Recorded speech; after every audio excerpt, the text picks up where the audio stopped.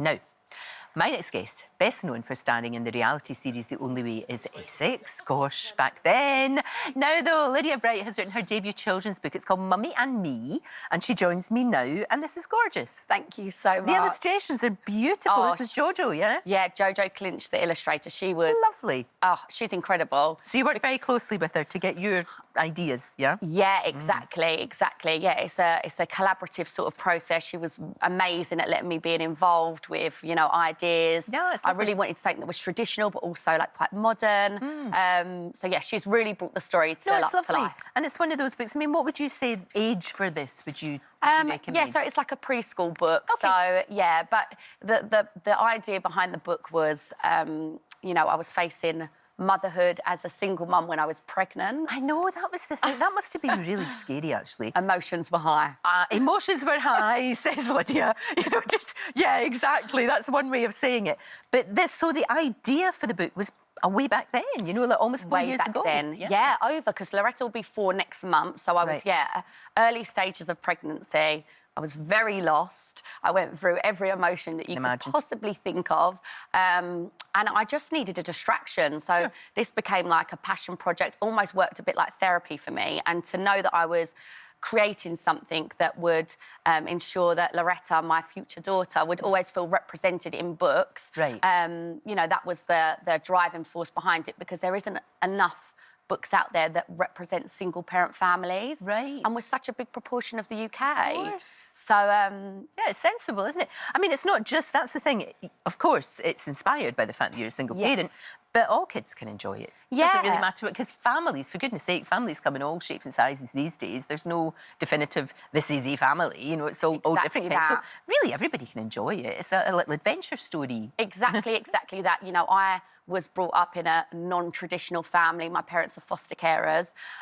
You know, I've gone on and had a non-traditional family because I'm a single parent.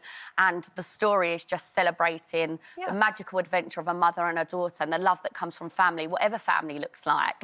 And just, having books that children can see themselves in. Sure. And it's that whole thing of just all children feeling represented. So, yeah, that was the purpose behind the book. And to be here and be able to talk about it after such a long period of time is just amazing. Just to see it, you know, it's just holding a book in your hand. It's an amazing thing. It's an amazing achievement. Of course it is. Now, look, the main, you know, never mind what all the critics will say. Yes. The main, you know, the main one you want is Loretta. Does Loretta like it? Well, I'm going to be honest with you. I had this dream of the first time that my daughter would open my book, and I dreamt that it would be, you know, gushy and emotional, and she would be filled with pride. But kids will be kids. Yeah. And she wasn't bothered at all. Do you know, that's quite normal. She was not bothered at all, but she loves it now. Good. But the first time I actually filmed it and put it on my Instagram, the first time that I showed it to her, I was like, would you like Mummy to read this book that I've written to you? And she was like, no, thank you. No, thanks, it's fine. No, I'm all right. But kids will humble you. Oh, they absolutely will, of course they will. How do you feel, though? Because you mentioned there you put that on Instagram. Yes. And you do put things on Instagram, because that's what people do these days. Yeah. And then you get criticised. Yes. You know, there was one, I think she was playing in the plane or something like that. I can't really remember what it was about. Yeah, she was playing. And then you get, now inevitably, you know you will get criticism. Yes. Can you just brush it off, Lydia? Is it because of the experience that you had on reality shows? Can you just actually say, I don't care? Yeah, I think, you know, I've been in the public eye from such a young age. I was 18 when I started Towie, so it's been, you know, I'm 33 now. It's been many, many, many years. I think when I was younger, things used to affect me a lot more. If people didn't like me, I think, you know, age...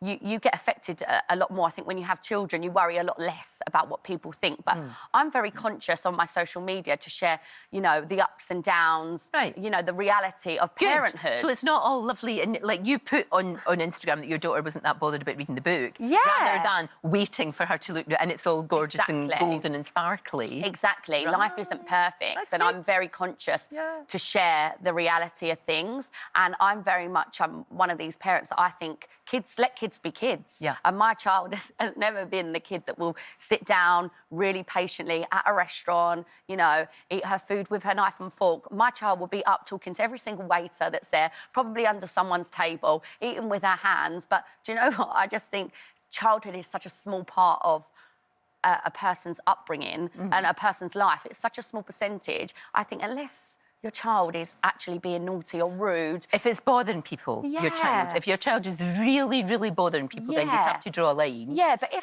they're just playing... If they're just playing and they're using their imagination and they're on a bit of an adventure, then it's getting the balance, It's getting the balance, Absolutely. exactly that. That's what I believe. But you're very lucky because you've got a good relationship with your daughter's dad and you've got a really good support system around about you. The best. Because you can't really do it all by yourself, you know, not really. Definitely. I think that, I've been very, very lucky that my family are, are so supportive. We live very close to each other. We're very, very tight-knit.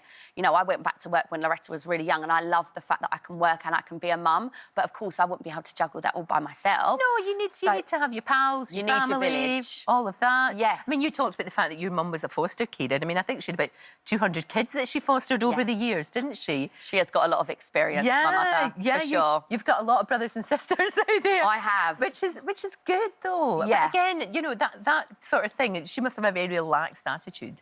And you can know that Loretta's going to be extremely well looked after by a grandma. Yeah, and I think that she's always the one that I look to for, like, the advice and the tips and stuff, because she's got so much experience and she's very much like, just relax into motherhood. You know, don't take things too seriously. Things aren't always going to be perfect. Life isn't going to always run on the course that you always think it's going to run on, but just go with life and go with it. Exactly. And you were saying that you're not quite ready to date yet. Yes. It's maybe something in the future that you might do. And you know what, Lydia? I just think, see, if you're not looking for it, that's when it happens. Yeah. Do you know I said exactly the same to your pal Arj when he was on. Arj was on here a couple of weeks ago and I said, look, love, just don't be...